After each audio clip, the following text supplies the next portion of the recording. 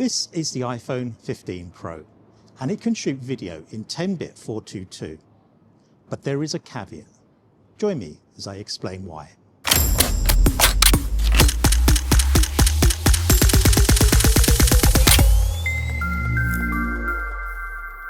So the iPhone is capable of extraordinary video. In fact, Danny Boyle's latest film used only iPhones 28 years later.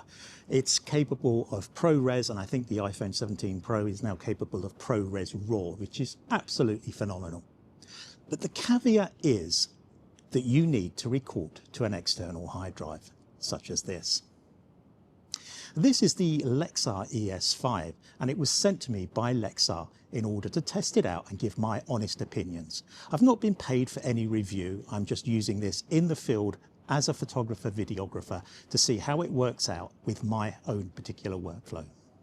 The beauty of this is that it's MagSafe, so it will attach to the back of my phone automatically, just like that. The problem is that I actually have quite a thick case on, so it doesn't stick very well naturally. However, they do provide a magnetic ring, which I have stuck to the back of my case, and now when I attach it, it's pretty solid. It's not going anywhere. They also provide a fairly sturdy USB cable, quite a short one because it doesn't need to be long, and you have to be careful on how you take it out. You need to take it out from the top and then the bottom, and that just simply plugs in under here and in here. Now I have a sturdy rig which I can shoot iPhone footage at ProRes 422 10-bit straight onto this hard drive. It can also act as a backup for your photography and your photos and your files, giving you an extra load of space. It's a 1 terabit drive, but I believe they also do a 2 terabit drive as well. My video app of choice is the Blackmagic camera app, and I can switch over to that just like this. But there is a problem. If you're serious about your footage and you want to get the most cinematic looking footage out of your iPhone, you need to use what's known as the 180-degree rule. And that is basically using a shutter speed that is twice the speed of your frame rate. So if I'm shooting at 25 frames per second, I need to have a shutter speed of 1/50th of a second. And that's what I'm shooting today. But as you can see, there might well be a bit of a problem here. If I turn this camera around, you can see it's pretty much whited out. And that's because I can't get my shutter speed high enough, which means I need to use neutral density filters, such as this. Now to do that, I need to put this phone in a cage and then attach that. That gives me a little bit of a problem with this particular MagSafe SSD drive, and I'll show you exactly what I mean.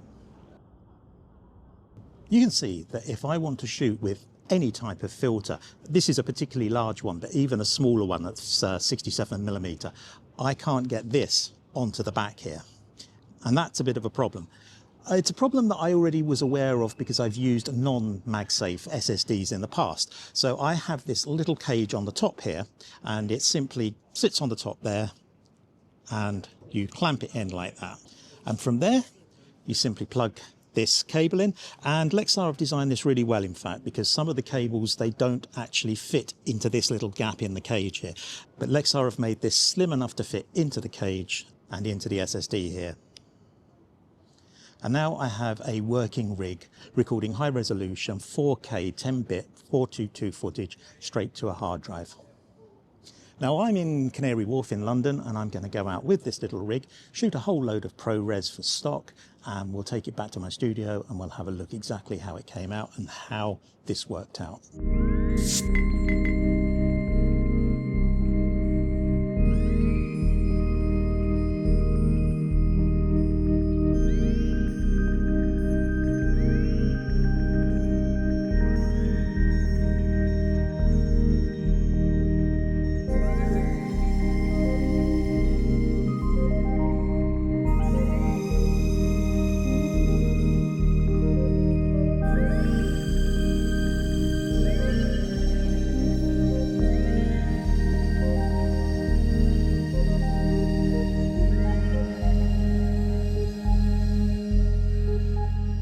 Now, before we get into the ES5, let's have a little talk about the elephant in the room, and that is how grainy that footage that I just showed you looked.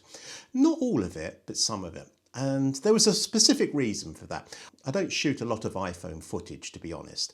However, there is a consensus amongst well-regarded iPhone filmmakers that you should use an ISO of 1250 when you're shooting in ProRes Log. Now that kind of makes sense. Most log footage requires you to shoot at an elevated ISO because that's where the best dynamic range usually lies. On my Sony Alpha 7 R5, which has dual ISO levels, the base ISO for log is 800. So I thought I would give it a go at 1250. And yes, it does work. However, you need to keep the histogram to the right, obviously without clipping. When you do clip on an iPhone, that small sensor will bite you very, very quickly.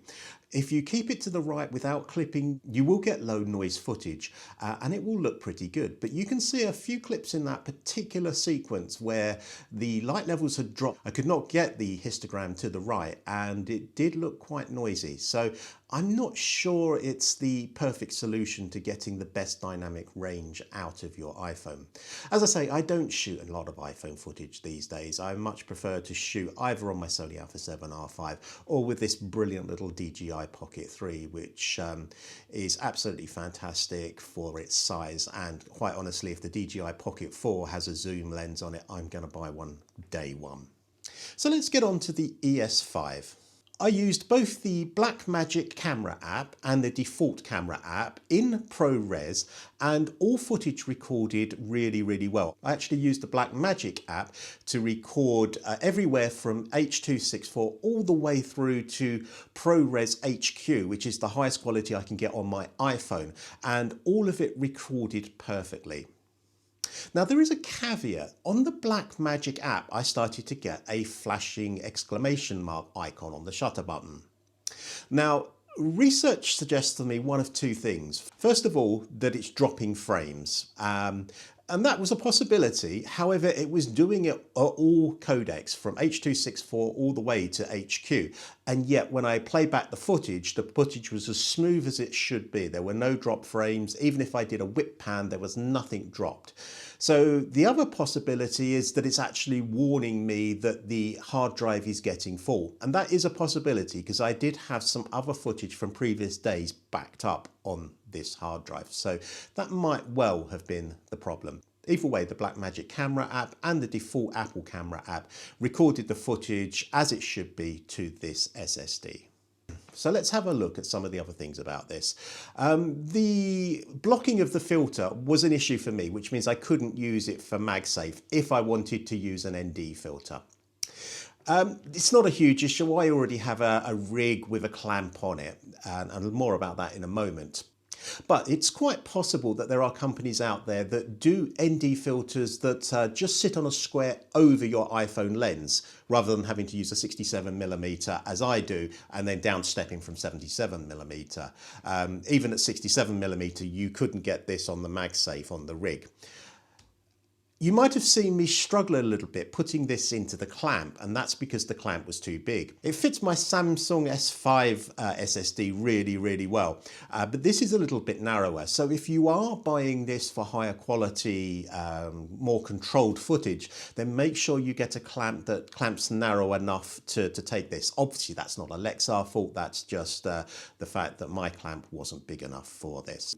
The ES5 comes with a Lexar app, which I've given a go, and it's actually really good.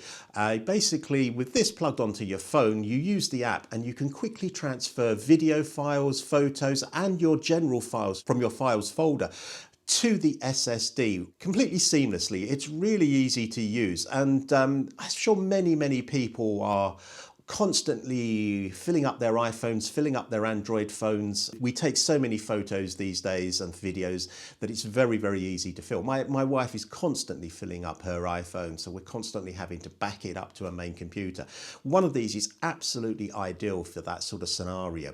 And in particular, content creators who are perhaps not shooting, broadcast quality video, but are out shooting content for TikTok or for Reels or Instagram, they would find this extremely useful, not having to back up their images to an iPad or to a MacBook or whatever in the field. Everything can go on here and you can get everything backed up really, really quickly. And the other beauty, of course, with the USB-C, it plugs straight into my MacBook Mini, and I can download that footage really, really quickly and get it into Final Cut Pro, get it into Lightroom and get editing with it and get it out very, very quickly. So very, very useful little thing. A couple of the little niggles from my point of view. I don't like this. If I was to use this drive on a permanent basis, I would take off this little clip with the USB-C cable. Yes, I might lose the USB-C cable, but however, that in a couple of cases has dangled in front of the lens, and there have been, it's just annoying with it dangling on the front.